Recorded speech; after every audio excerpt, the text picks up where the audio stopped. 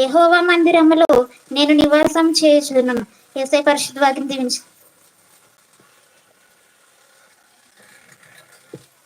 రెండవ భాగం మత్తయి సువార్త 28వ అధ్యాయం 16 నుంచి 20 వరకు ఉన్న భాగాన్ని ఎబినేజర్ మాస్టర్ గారు చదివినిపిస్తారు.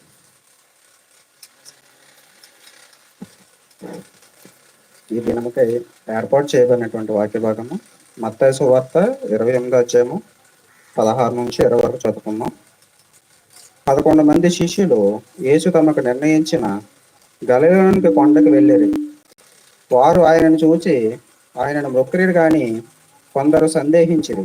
అయితే యేసు వారి యొద్దకు వచ్చి, పరలోకమందును భూమి మీదను నాకు సర్వాధికారము ఇయ్యబడి ఉన్నది. కాబట్టి మీరు వెళ్ళి సమస్త జనులను శిష్యులనుగా చేయుడి. తండ్రి యొక్కయు కుమారుని యొక్కయు పరిశుద్ధాత్మ యొక్కయు నామములోనికి వారికి బాప్తిస్మం ఇచ్చుచు, నేను మీకు ఏ ఏ సంగతులను ఆజ్ఞాపించితినో వాటినన్నిటినీ గైకొనవలెనని వారికి బోధించుడి. ఇదిగో, నేను యుగ సమాప్తి వరకు సదాకాలము మీతో కూడా ఉన్నానని వారితో చెప్పాను. దేవుడి పరిశుద్ధ వాక్యము దీవించండి.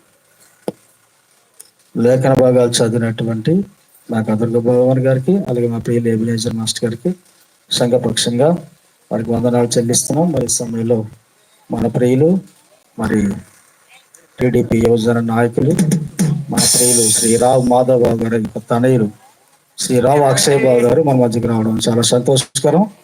వారు వస్తుండగా చప్పట్లు కొడుతూ ఆహ్వానిస్తాం. వేదిక మీద రావాల్సిందిగా ఆహ్వానం తెలియజేస్తున్నాం. వాళ్ళ గవర్నమెంట్ హాస్పిటల్ వెంటనే వచ్చాయి ఆహ్వానం తెలియజేస్తాం.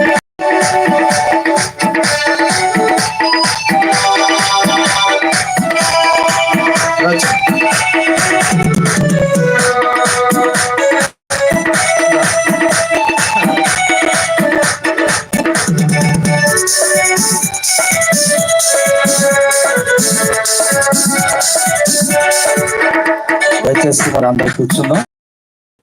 ఒకసారిగా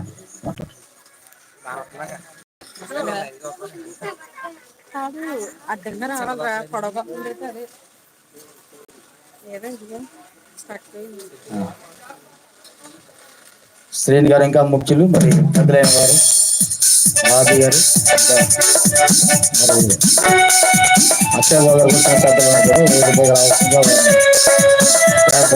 తెలియజేస్తున్నాం. లక్ష్మీ శ్రీనివాస్ గారు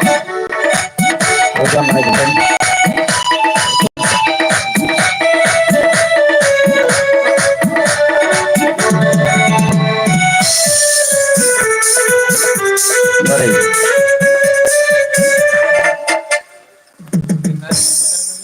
శ్రీ రావు యోజన నాయకులు రావు అక్షయ్ బాబు గారు మరి క్రిస్మస్ అలాగే నూతన సంవత్సరాన్ని ఉద్దేశించి మరి శుభాకాంక్షలు తెలియజేయవలసిందిగా వారికి సన్మానిస్తున్నాం. Welcome sir. అందరికీ హ్యాపీ న్యూ ఇయర్. మరి క్రిస్మస్ రోజు కలలేదు కాబట్టి మేరీ క్రిస్మస్ కూడా, హ్యాపీ క్రిస్మస్. సారీ,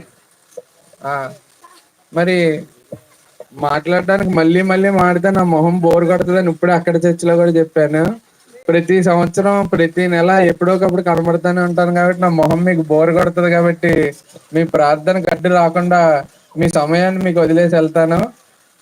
మరి ఆ ప్రభు మీ అందరికీ కూడా మంచి చేకూర్చాలని చెప్పి మనస్ఫూర్తిగా కోరుకుంటూ, మరింత నాకు సేవ చేసే అవకాశం కల్పించాలని చెప్పి కోరుకుంటూ సెలవు తీసుకుంటున్నాను. Thank you.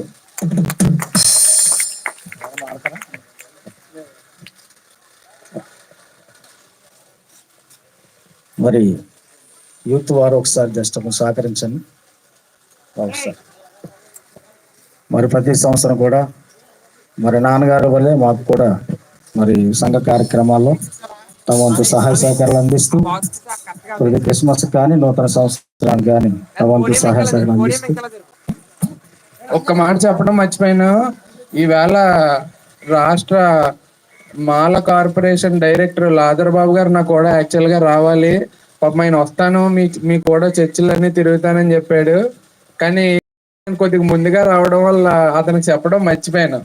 కాబట్టి అతను కూడా